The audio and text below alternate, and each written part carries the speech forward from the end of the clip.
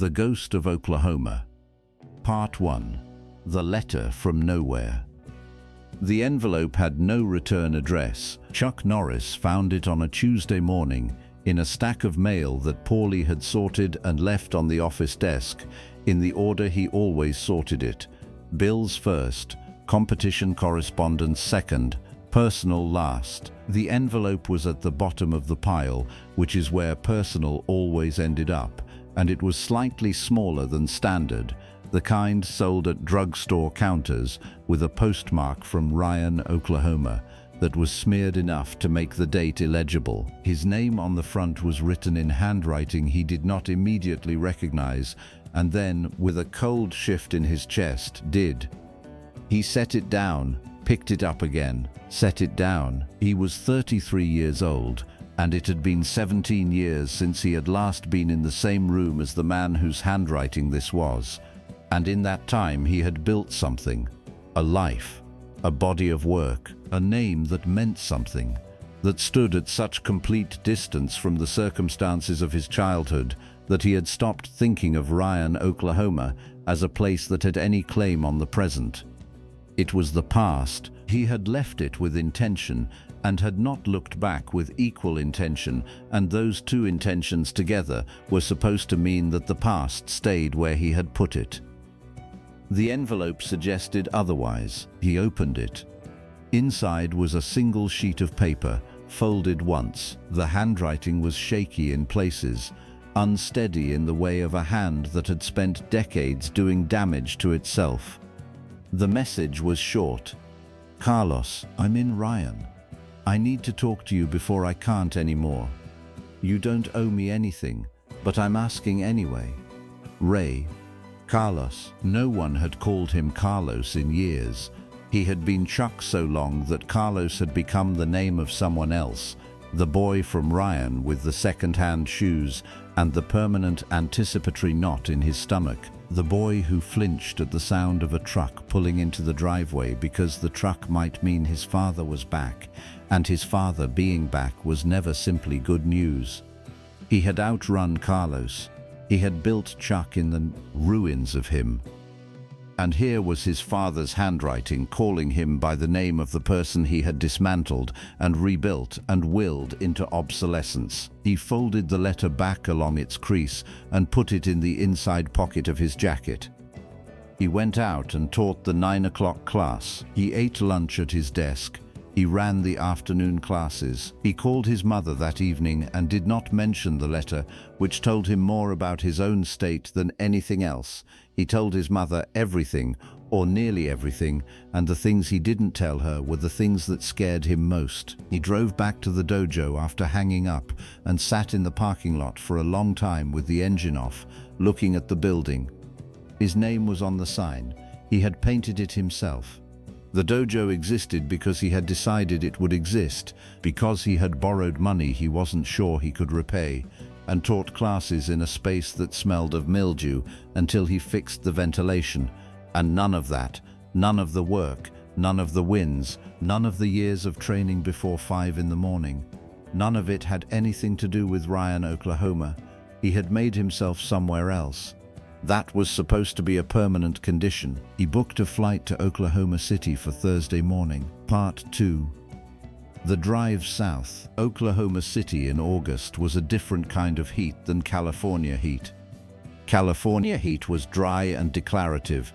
It announced itself and stayed announced. Oklahoma heat was heavier, more personal, a weight that settled onto the shoulders and followed you into the shade. Chuck drove south from the city in a rental car with the windows down because the air conditioning made the engine knock, and the flat red country opened around him in a way that he had not thought about in years and found he had not forgotten at all. Ryan was in Carter County, in the southern part of the state, the kind of small town that the 20th century had moved through without substantially altering. It had a main street and a grain elevator and a filling station and a diner and a bar and a church, and the kind of residential streets where the houses were set back from the road and the yards showed the long accumulated effects of whether or not the people who lived in them had the time and money to care for the things they owned.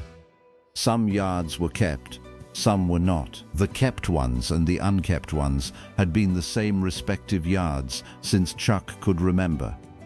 He had lived in 4 different houses in Ryan before his mother gave up on the town and moved the family west. He drove past all of them. He did not do this with any particular purpose.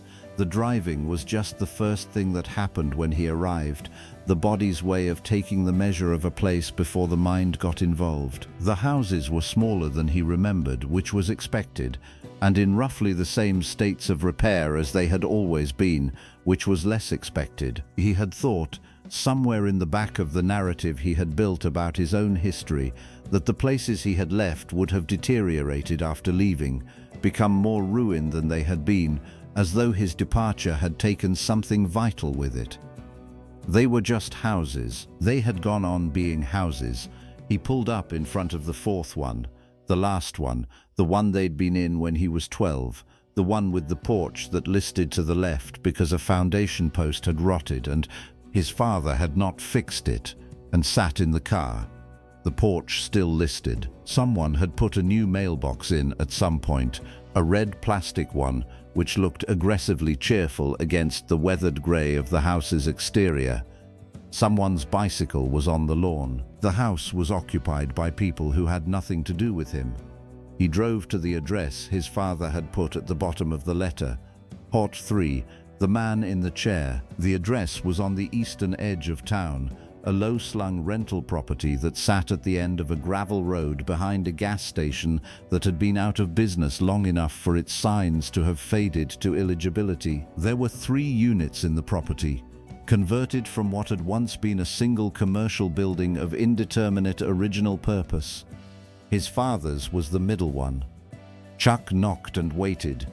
He could hear a television through the door, then the sound of slow movement, the kind of movement that required negotiation at each step, and then the door opened.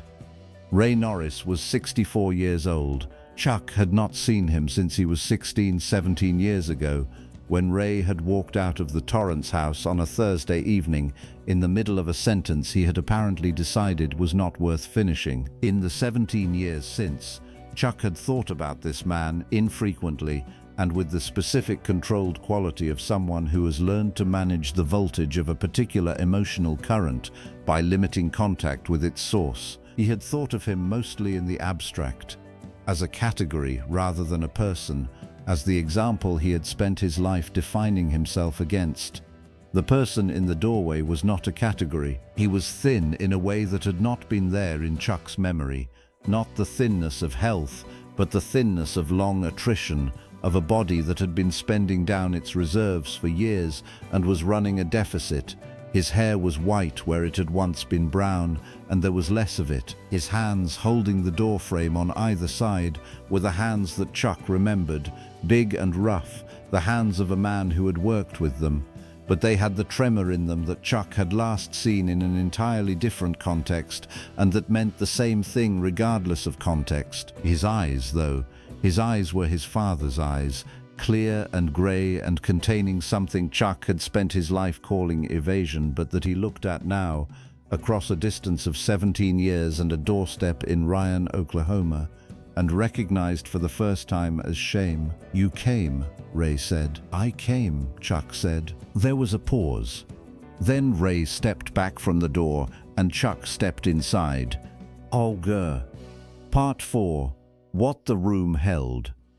The interior of the unit was small and clean in the way of a place where someone has very little to make a mess with. A folding table, 2 chairs, a single bed visible through an open doorway, a television on a stand that was too large for it. On the table, a glass of water, a prescription bottle, a newspaper folded to the crossword. The crossword was half done. The handwriting in the boxes, the same shaky script as the letter. They sat in the 2 chairs. Chuck looked at the prescription bottle without making a point of looking at it. Digitalis and a diuretic.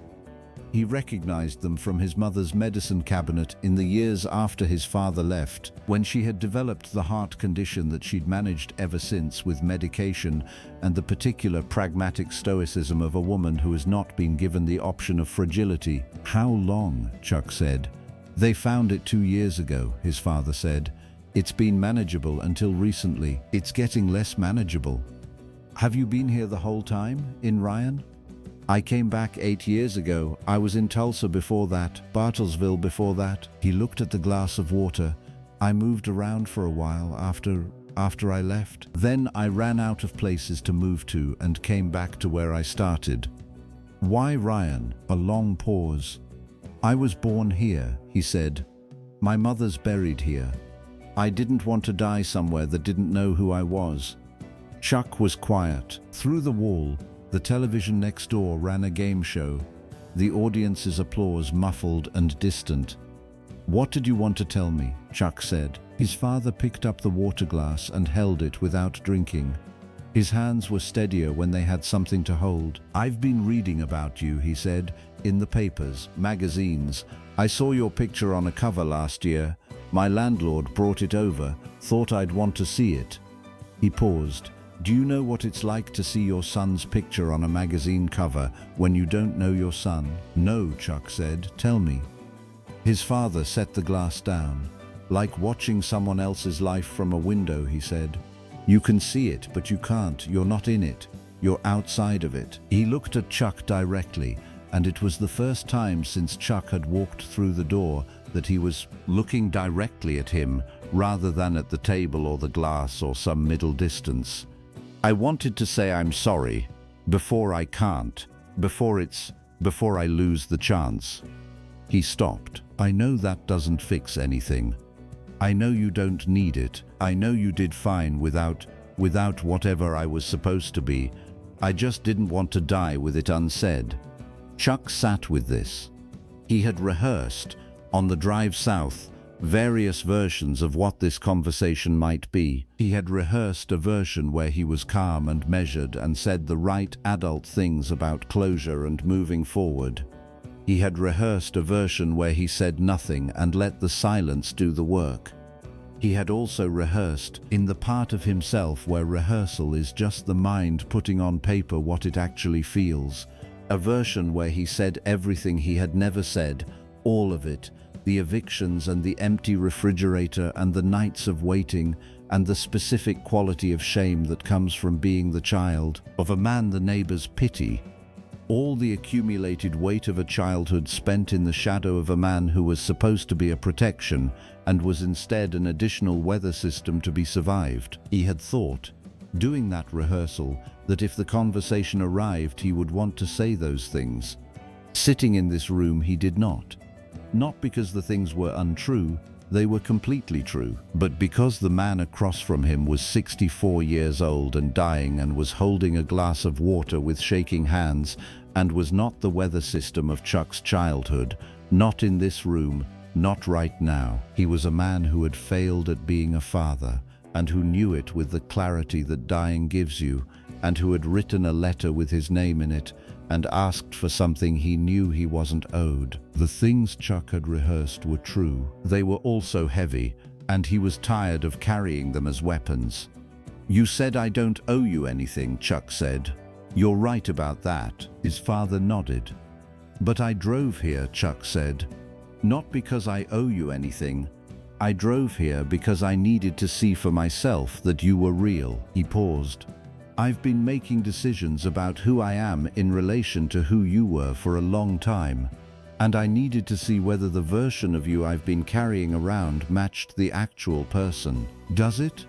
Chuck looked at his father, at the thin frame, the white hair, the eyes with the shame in them. "No," he said, "you're smaller." His father blinked. Then something in his face shifted, not to hurt, which was what Chuck might have expected, but to something that might have been, underneath the layers of time and damage, a kind of relief, as though being accurately seen, even by a son who had every reason to see you uncharitably, was still better than being carried around as a symbol. "I was always smaller than what I cost," his father said quietly. Gnome Part 5. What stayed in the room?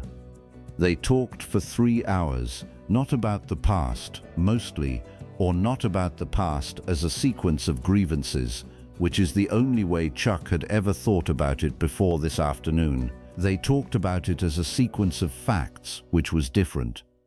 His father described his own history the way you describe whether you survived rather than whether you caused. The drinking that had started in the army and had been the wrong solution to a problem he had never quite named. The inability to stay, which had less to do with the places he left than with the quality of restlessness he carried. The sense that the next place would be the place where he figured out how to be a person who deserved what he had. The way that sense had been wrong everywhere he took it. He talked about Chuck's mother with a precision that indicated he had been thinking about her for a long time. He said she had been the strongest person he had ever known, and that he had known it at the time, which made his failure worse rather than better. He said that Wieland, Chuck's younger brother, who had died in Vietnam 3 years earlier, had sent him a letter once in 1969 from in-country, and that he had not written back because he did not know what to say and had waited too long, and then it was too late. He stopped talking when he said Wieland's name, and Chuck watched him stop and did not speak, because some pauses need to be exactly the length they are. Chuck talked too, though he had not planned to. He talked about the dojo, not as an achievement but as a process, the way it had come from nothing and was still, even now, a thing he tended rather than a thing he owned. He talked about the early losses, the 10 fights before 1968 that he had lost, and trained harder after losing, and never talked about in public because loss was not the narrative that had accreted around his name. He talked about his brother, not for long, but he said the name and let it stay in the room between them, which was something he had not done in a very long time. Toward the end of the afternoon, the light coming through the single west-facing window went golden and horizontal, the specific quality of late Oklahoma summer light that Chuck had not seen in 17 years and that returned to him now with an accuracy that bypassed analysis entirely and arrived directly in the body. His father said, "I want you to know that I know it wasn't about you. The leaving, the drinking, none of it was about you boys. I know that doesn't make it better, but I want you to know that you were the best thing I did, you and your brothers, and I had nothing to do with how you turned out. Your mother did that, you did that. I was there at the beginning and then I wasn't," Chuck said. "I know it wasn't about me." He paused. "I spent a long time thinking it was. That's the thing about being the oldest. You take things personally that aren't personal, because you think if you were better, the situation would be better. I know now that's not how it works." He looked at his father. "But I'm glad you said it." They sat in the fading light. "Will you come again?" his father said. Chuck thought about this honestly, which was the only way he knew how to think about things that mattered. "I don't know," he said. "I'm not going to tell you yes if I don't know. But I came once, that's something." His father nodded. He picked up the water glass again. "That's something," he agreed. Part 6. The Drive North. Chuck drove back to Oklahoma City in the dark. He drove slowly, which was not his habit, because the road was unfamiliar in the dark, and because there was no particular urgency. The heat had dropped to something tolerable, and the windows were down, and the flat Oklahoma country was invisible on both sides, except where the occasional light, a farmhouse, a water tower, a truck on a distant parallel road, marked the presence of something inhabited in all that darkness. He thought about the word ghost. He had come to Ryan expecting to find a ghost. The ghost of the man who had shaped his childhood by being exactly the wrong kind of father. The ghost of the places they had lived. The ghost of a version of himself he had been trying to outrun. What he had found instead was a man in a chair with a glass of water and a half-done crossword. A man who was smaller than the damage he had done, smaller than the role he had occupied in Chuck's internal architecture. Not a ghost. a person. The distinction mattered. He pulled over at a rest stop 20 miles south of the city and got out of the car and stood in the dark for a while. The sky over Oklahoma was the kind of sky you don't get in California. Wide open, with stars that were visible from horizon to horizon because there was nothing between them and you except air. He had grown up under this sky and not thought about it as remarkable because it was just the sky, just what the sky looked like, until he moved somewhere with different sky and had something to compare it to. He thought about his mother.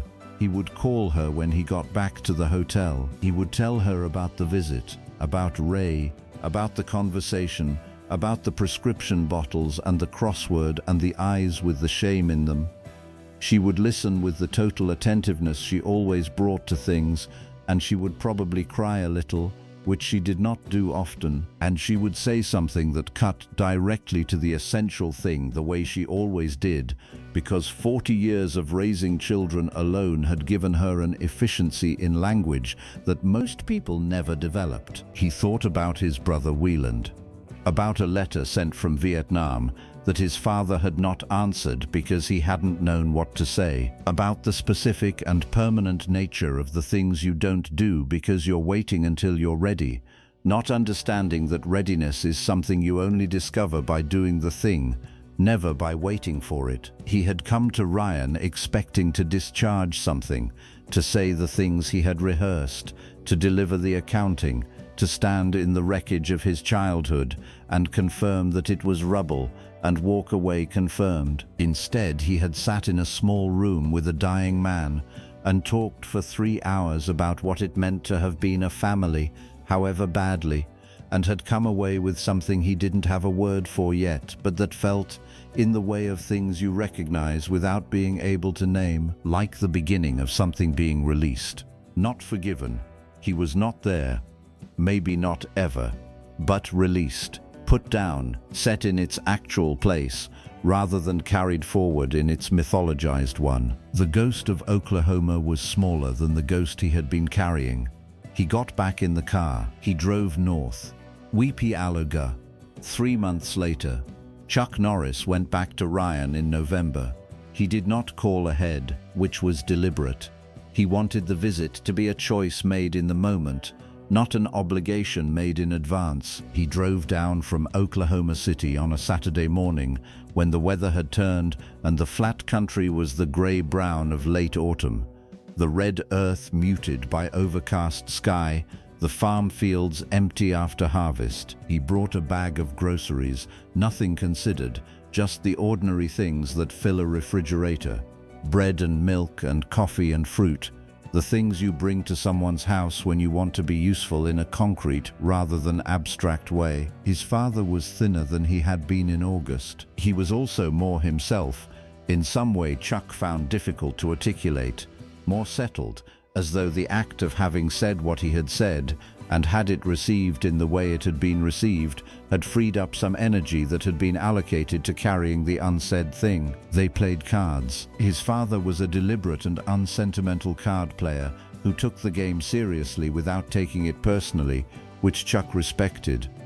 They ate the sandwiches Chuck made from the groceries he had brought. They watched a football game in the afternoon without much comment, which was its own kind of communication.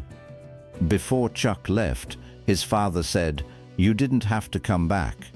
"No," Chuck said, "I didn't. Why did you?" Chuck put on his jacket and picked up his keys. He thought about an answer that was accurate and not sentimental and not more than was needed. "Because you're smaller than the damage," he said. "And I wanted to keep seeing that for a while." His father looked at him with those gray eyes for a long moment. Then he said, very quietly, "That's more than I deserve." "Probably," Chuck said, and went. He drove back to Oklahoma City in the dark again, the same road, the same sky, the stars visible from horizon to horizon. He would fly back to California in the morning. He had classes to teach, a dojo to run, a life that had been built at great deliberate distance from this red country and that was going to continue being built there. But the building felt different now. less like an act of flight, more like an act of choice. He was 33 years old. He had grown up in a house that could not hold him and had built something of his own. He had gone back to the place that had made him because a dying man wrote a letter, and because the only way to know the true size of a ghost is to go and stand in front of it. The ghost was smaller than he'd thought. He was larger than he'd known. That was the only information he had been going there to get, and he had gotten it, and he was driving home.